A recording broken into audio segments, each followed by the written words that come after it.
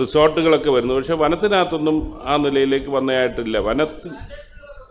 പ്ലാന്റേഷനും പുതിയതായിട്ട് ഇവിടെ 77-ന് ശേഷം ഒന്നും പ്ലാന്റേഷനൊന്നും അതിൻ്റെ വസ്തുത പരിശോധിക്കേണ്ട വിഷയമാണ്. പക്ഷേ ഞാൻ പറയട്ടെ, ഇപ്പം ചൂരൽ മല സംഭവിച്ചു, അവിടുന്ന് നിലമ്പൂരേക്കുള്ള ആനത്താര നഷ്ടപ്പെട്ടു. അതിനെക്കുറിച്ച് റിപ്പോർട്ട് നേരത്തെ തന്നെ ഉണ്ടായിരുന്നു. അതുകൊണ്ട് മേപ്പാടി അടക്കമുള്ള പ്രദേശങ്ങളിൽ മുൻപ് ശല്യം ഇല്ലാന്നിടത്ത് ശല്യം ഉണ്ടാകുമെന്ന് പറഞ്ഞ് അതാണ് കഴിഞ്ഞ ആഴ്ച ഒരു മരണത്തിലേക്ക് എത്തിച്ചത്. അത് നമുക്ക് റിസ്റ്റോർ ചെയ്തേ പറ്റൂ. പിന്നെ അതിരമ്പള്ളിയിലെ പറയുമ്പോൾ 2020 വരെ അവിടെ ആനയുടെ സാന്നിധ്യമില്ലായിരുന്നു, മരണങ്ങളില്ലായിരുന്നു. 2020-ന് ശേഷം എന്തുകൊണ്ടാണ് സംഭവിച്ചതെന്ന് ചോദിച്ചാൽ നമ്മളിപ്പോൾ അനുമാനിക്കുകയാണ്. 2018-ലെ വെള്ളപ്പൊക്കത്തിന് ശേഷമുണ്ടായ ടെറൈനിലുണ്ടായിരിക്കുന്ന മാറ്റവും വനത്തിനകത്തുണ്ടായിരിക്കുന്ന സവിശേഷത വെച്ച് ഇതെല്ലാം റിസ്റ്റോർ ചെയ്യാൻ എങ്ങനെ പഠിക്കുമെന്നുള്ളതൂടെ നമ്മുടെ ഈ ടോട്ടൽ പാക്കേജിനകത്തുണ്ടാവും.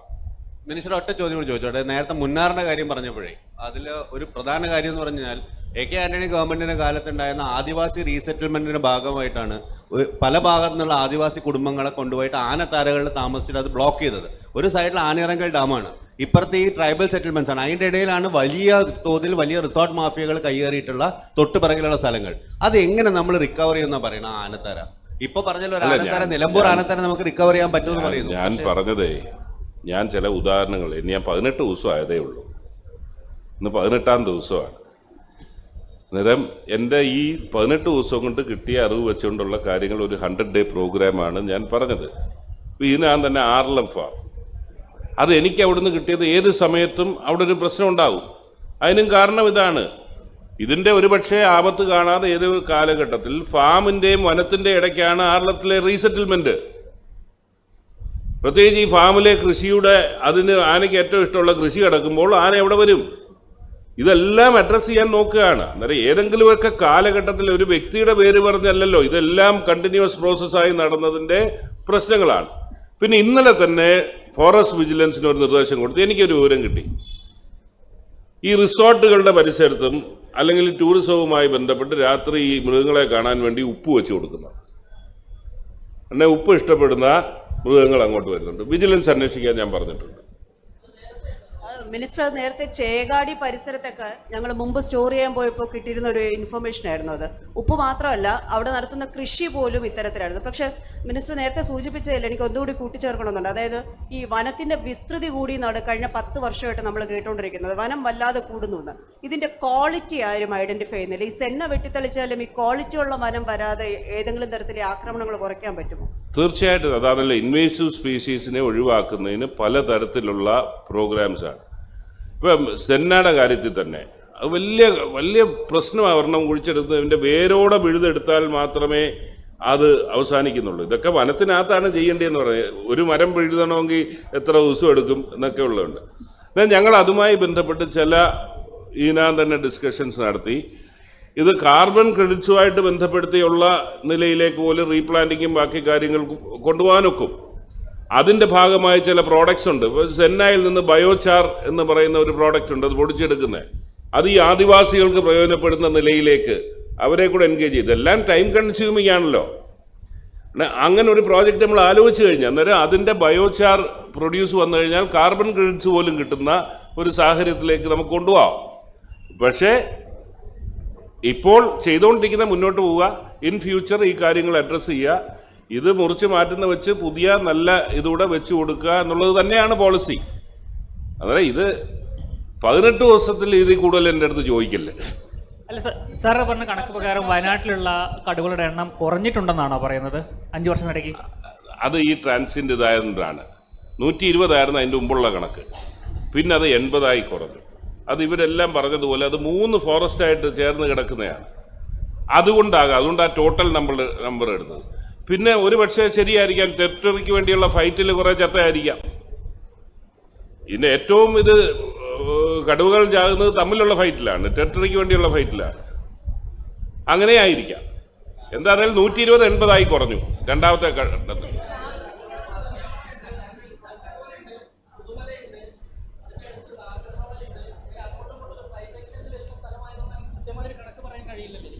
അല്ല, അതുകൊണ്ടാണ് ഞാൻ ടോട്ടൽ നമ്പർ എടുത്തതും.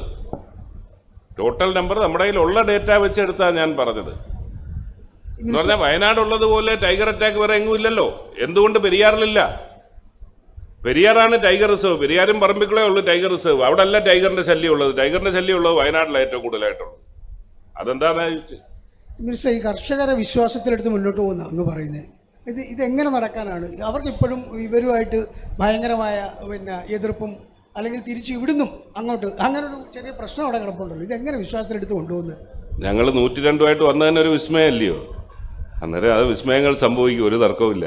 ഈ വനം വകുപ്പിനെതിരെ പ്രധാനമായിട്ട് ഇപ്പോൾ കിഫ പോലുള്ള സംഘടനകൾ അട്ടപ്പാടി കേന്ദ്രീകരിച്ച് കയ്യേറ്റ ലോബി വലിയ തോതിൽ തന്നെ ഇടപെടൽ നടത്തുന്നുണ്ട്. അങ്ങനെ ശ്രദ്ധയിൽപ്പെട്ടിരുന്നോ? അല്ല, എനിക്ക് ഈ കയ്യേറ്റ ലോബി എന്ന് പറയുന്ന ഏതാന്ന് എനിക്കറിയില്ല. കുടിയേറ്റക്കാരെ കുറിച്ചാണ് കുടിയേറ്റക്കാരും കയ്യേറ്റക്കാരും രണ്ടും. കുടിയേറ്റക്കാരെ സംബന്ധിച്ചിടത്തോളം അവരെ വിശ്വാസത്തിലെടുക്കും. കയ്യേറ്റം അനുവദിക്കുന്ന പ്രശ്നമില്ല, അത് വളരെ ക്ലിയറാണ്. കയ്യേറ്റം അനുവദിക്കത്തില്ല. കുടിയേറ്റക്കാരെ നമ്മൾ അവരുമായിട്ട് സഹകരിക്കും. ഓക്കെ. ഫോറസ്റ്റിന്റെ ഗസ്റ്റ് ഹൗസ് ഒക്കെ നവീകരിക്കുന്നുണ്ടോ? പൊതുജനങ്ങൾക്കായിട്ട് ഇപ്പം അതിനല്ല പ്രാധാന്യം. ഇപ്പോൾ ഈ വിഷയത്തിൽ ഞാൻ പറയുകയാണ്, എനിക്ക് ഫോറസ്റ്റിൽ തന്നെ സോഷ്യൽ ഫോറസ്ട്രി ഉണ്ട്, ഇക്കോ ടൂറിസം ഉണ്ട്, കാഷ്യൂ ഇൻഡസ്ട്രി ഉണ്ട്, സ്കിൽ ഡെവലപ്മെൻ്റ് ഉണ്ട്. ഈ മാൻ ആനിമൽ കോൺഫ്ലിക്റ്റ് അല്ലാതെ കഴിഞ്ഞ 18 ദിവസവും ഞാൻ വേറെ ഒന്നും ചർച്ച ചെയ്തിട്ടില്ല. ബാക്കിയെല്ലാം ഇതിന് പുറകെ നമുക്ക് ചെയ്യാവുന്നതാണ്. മിനിസ്റ്റർ ഒരു ചോദ്യം കൂടെ ഉണ്ട്. ഇതിപ്പോൾ വയനാടിൻ്റെ കടുവകളെ കുറിച്ചാണ് നമ്മൾ പറഞ്ഞത്. ഇപ്പോൾ പറമ്പിക്കുളം ടൈഗർ റിസർവ് ഉണ്ട്. ഇപ്പം പുതുതായിട്ട് നടക്കുന്ന കണക്കെടുപ്പിൽ കടുവകളുടെ സാന്ദ്രത അല്ലെങ്കിൽ കൂടുതലാണെങ്കിൽ വയനാടിനെ ടൈഗർ റിസർവായിട്ട് പ്രഖ്യാപിക്കും. നമുക്കത് ചർച്ച ചെയ്യേണ്ടതാണ്. അല്ല, നമുക്കത് ചർച്ച ചെയ്യേണ്ടതാണ്. ഇപ്പം ടൈഗർ റിസർവ് എന്ന് പ്രഖ്യാപിക്കണമെന്ന് പറയുമ്പോൾ തന്നെ അവിടുത്തെ ജനങ്ങൾ അതിനെ എതിർക്കുന്നവരുണ്ട്. ഒത്തിരി റെസ്ട്രിക്ഷൻസ് കൂടുതൽ വരും എന്നുള്ളതൊക്കെയുള്ള വിഷയങ്ങളുണ്ട്. അന്നേരം അത് നമുക്ക് പഠിച്ചിട്ട് നമുക്ക് ഇതിൻ്റെ ആദ്യം ഈ ക്യാരിയിങ് കപ്പാസിറ്റി ഒന്ന് വരട്ടെ. നമ്മൾ ഈ തർക്കിച്ച വിഷയം ശരിയാണോ ഇല്ലയോ എന്നൊക്കെ അന്നേരം അറിയാമല്ലോ. ക്യാരിയിങ് കപ്പാസിറ്റി പറഞ്ഞാൽ നമുക്ക് ട്രാൻസ്ലൊക്കേറ്റ് ചെയ്യാൻ പറ്റുമോ എന്ന് നോക്കണം. കൂടുതലാണെങ്കിൽ ചെയ്യണം. ഇനി അത് അഡ്രസ്സ് ചെയ്യാതെ പോകാനൊക്കത്തില്ല. കാരണം വയനാടിന് ഫസ്റ്റ് പ്രിഫറൻസ് പ്രയോറിറ്റിയാണ്. കാരണം because of the gravity of the situation വയനാടിന് പ്രയോറിറ്റിയാണ്. അതുപോലെ ആർലം ഫാം കഴിഞ്ഞ ദിവസം ഞങ്ങൾ ബഹുമാനപ്പെട്ട സണ്ണി ജോസഫ് മന്ത്രി അടക്കം എല്ലാവരും കൂടെ ചേർന്ന് വളരെ സീരിയസ് ആയിട്ടുള്ള ഇത് ചെയ്തു. അന്നേരം ഹൈക്കോടതി തന്നെ പറഞ്ഞ് അത് ഫോറസ്റ്റ് ഡിപ്പാർട്ട്മെന്റിന്റെ failure, it's a failure of governance എന്നാണ് പറഞ്ഞത്. എന്ന് പറഞ്ഞാൽ വീട്ടിൽ പൈപ്പില്ലാത്തതുകൊണ്ട് കുടിവെള്ളം ഇല്ലാത്തതുകൊണ്ട് കുടിവെള്ളം എടുക്കാൻ ആദിവാസി പുഴയിലേക്ക് പോകേണ്ടി വരും. അവിടെ ജാന ചവിട്ടിക്കൊല്ലുന്നു. അങ്ങനെ ഒത്തിരി പ്രശ്നങ്ങൾ അവിടെ ഉണ്ട്. അതെല്ലാം ഞങ്ങൾ സീരിയസ് ആയിട്ട് അഡ്രസ്സ് ചെയ്തിട്ടുണ്ട്. അതുപോലെ കോതമംഗലം, ഞാൻ തിങ്കളാഴ്ച ഉദ്യോഗസ്ഥരുമായിട്ട് പോവുകയാണ്, കോതമംഗലത്തേക്ക് പോവുകയാണ്. എന്നാൽ ഈ ഹൈ കോൺഫ്ലിക്റ്റ് സോൺസ് ഇപ്പോൾ ഇമ്മീഡിയറ്റ്ലി അഡ്രസ്സ് ചെയ്യുകയും ഒരു ടോട്ടൽ ഇൻ്റഗ്രേറ്റഡ്, ഞങ്ങളിപ്പോൾ സമയക്കുറവ് കാരണമാണ് ഒരു പുതിയ മോഡൽ എലിഫെൻസ് എന്നും പറഞ്ഞുകൊണ്ട് ആന എത്ര വിചാരിച്ചാലും മറികടക്കാനൊക്കത്തില്ലെന്ന് വിശ്വസിക്കുന്ന ഒരു ഫെൻസ് ഉണ്ട്. അതടക്കം ഏറ്റവും ക്രിട്ടിക്കൽ ഏരിയാസിൽ ഇടുന്നതും ടോട്ടൽ ഒരു കേരളത്തിൻ്റെ പ്ലാൻ തയ്യാറാക്കിയിട്ട് ഇത് ചെയ്യുന്നതായിരിക്കും. പിന്നെ ഒരു കാര്യം കൂടെ ഞങ്ങൾ ചെയ്യുന്നത്, ഇതെല്ലാം ചെയ്യുമ്പോഴും കേരളത്തിൻ്റെ ഡൈവേഴ്സിറ്റി ലോകത്തെ അറിയിക്കണമെന്നുണ്ട്. അതുകൊണ്ട് ഫിലിം ഫെസ്റ്റിവൽ നമ്മൾ കേരളത്തിൽ നടക്കുന്ന ഇൻ്റർനാഷണൽ ഫിലിം ഫെസ്റ്റിവൽ നടത്തുന്നത് പോലെ ഈ ഒക്ടോബർ മുതൽ wildlife photography and wildlife film festival ഒരു ഇൻ്റർനാഷണൽ തലത്തിലേക്കുള്ളത് ഫോറസ്റ്റ് ഡിപ്പാർട്ട്മെൻറ്റ് ആരംഭിക്കുന്നതായിരിക്കും. Okay, thank U.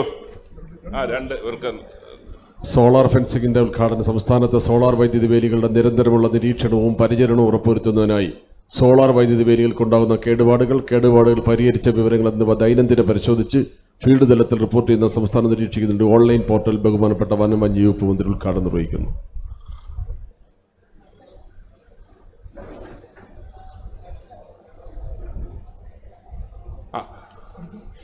അടുത്തതായി ഹോക്കിന്റെ ഇതെല്ലാവർക്കും ലിമിറ്റഡ് ആക്സസ് ജനറൽ പബ്ലിക്കിനൂടെ കൊടുക്കും.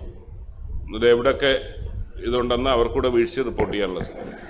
അടുത്തതായി ഹോക്കിന്റെ ഇനാഗുറേഷനാണ്. വന്യജീവി കുറ്റകൃത്യങ്ങൾ കൈകാര്യം ചെയ്തതിനു വേണ്ടി തയ്യാറാക്കിയ ഹോക്ക് സോഫ്റ്റ്വെയർ കോടതിയുടെ സോഫ്റ്റ്വെയറായ DCMS-ഉമായി ലിങ്ക് ചെയ്യുന്ന പദ്ധതിയുടെ ലോഞ്ചിങ് നടത്തുന്ന ചടങ്ങാണ്.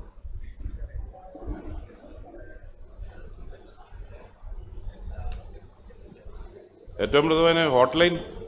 അടുത്തതായി കോൾ സെന്റർ അത് അങ്ങോട്ട് പോകുമ്പോൾ ബഹുമാനപ്പെട്ട മന്ത്രി ഉദ്ഘാടനം ചെയ്തായിരിക്കും. വനം വകുപ്പുമായി ബന്ധപ്പെട്ട വിവരങ്ങൾ അറിയുന്നതിന് നമ്പേഴ്സ് എൻ്റെ ആദ്യത്തെ പ്രോമിസ് ആയിരുന്നു 24/7 പ്രവർത്തിക്കുന്ന കോൾ സെൻ്റർ ഉണ്ടാകുമെന്ന്. അതിൻ്റെ ഉദ്ഘാടനം ഇന്ന് നിർവഹിക്കുന്നതാണ്. ആ നമ്പേഴ്സ് ജനങ്ങളിലേക്ക് എത്തിക്കാനുള്ള സഹകരണം നിങ്ങളുടെ ഭാഗത്തു നിന്നുണ്ടാകണം. എവിടെ ഇതുണ്ടെങ്കിലും ഫോറസ്റ്റ് ഡിപ്പാർട്ട്മെൻറ്റിൽ കോൾ വരും. അത് അന്നേരം എൻ്റെ ഓഫീസിലേക്കൂടെ അതിൻ്റെ ഒരു ഇൻഫർമേഷൻ പാസ് ചെയ്യും. അത് കഴിഞ്ഞാൽ തുടർന്ന് അതിൻ്റെ ആക്ഷൻ ടേക്കൺ റിപ്പോർട്ടൂടെ മന്ത്രിയുടെ ഓഫീസിൽ വരുന്ന ഒരു സിസ്റ്റമാണ് ഞങ്ങൾ ഡിവൈസ് ചെയ്തിട്ടുള്ളത്. 24/7 ഫോറസ്റ്റ് കോൾ സെന്റർ ആരംഭിക്കണം. അതിന്റെ ഉദ്ഘാടനം മന്ത്രി അങ്ങോട്ട് പോകുമ്പോൾ നിർവഹിക്കുന്നതായിരിക്കും. എന്നിട്ട് ഇവർക്ക് നോട്ട് കൊടുത്താൽ നമ്പേഴ്സ് കോൾ സെന്റർ നമ്പേഴ്സ് ഒന്ന് കൊടുത്തേ.